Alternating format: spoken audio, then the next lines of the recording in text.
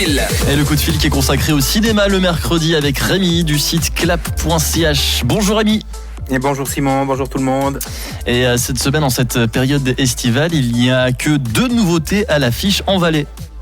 Et ouais, sur les 4 sorties romances, seule la moitié débarque dans le canton.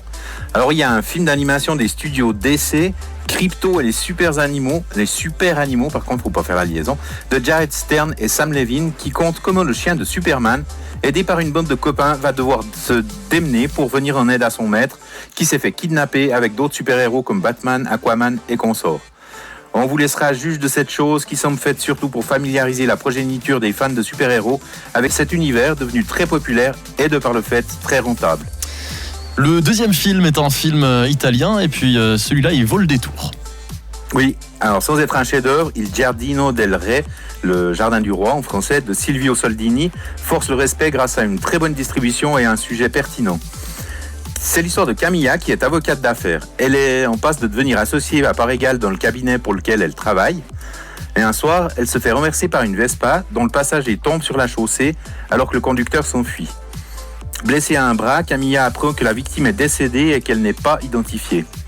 Pour l'administration, ce n'est plus qu'un numéro, 3 sur 19, c'est d'ailleurs le titre original du film. Et elle est chamboulée par ce qui lui arrive et elle décide de mener sa propre enquête.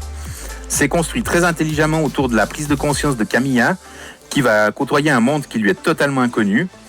Et ce film joue avec les règles propres au film d'enquête. C'est que l'avocate a très peu d'indices en sa possession. Elle sait juste que le conducteur de la Vespa portait des baskets rouges et que, comme la victime, il a été migré. Et là où le film de Soldini est subtil, c'est qu'à chaque fois que Camilla pense avoir trouvé une piste, celle-ci n'aboutit sur rien.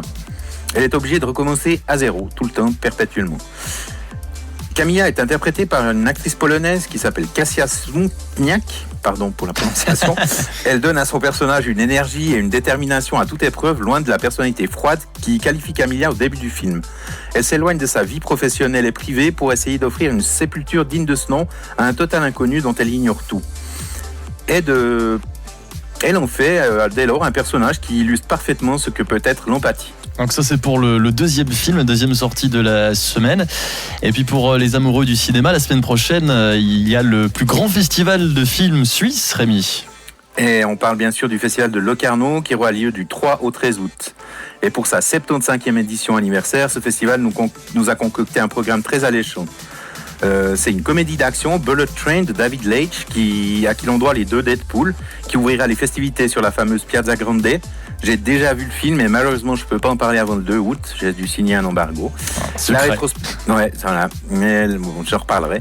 La rétrospective propose l'intégrale de Douglas Sirk, maître du mélodrame américain. Matt Dillon, Costa Gavras, Kelly Reichardt, Laurie Anderson et Aaron Taylor Johnson, qui jouent dans Bullet Train, entre autres, seront présents pour recevoir des prix qui leur seront décernés. Mais on aura l'occasion d'en reparler car je serai présent sur place durant l'intégralité de ce festival incontournable. On se réjouit d'en savoir plus. Merci Rémi, on vous souhaite une belle fin de journée. À vous aussi, merci beaucoup.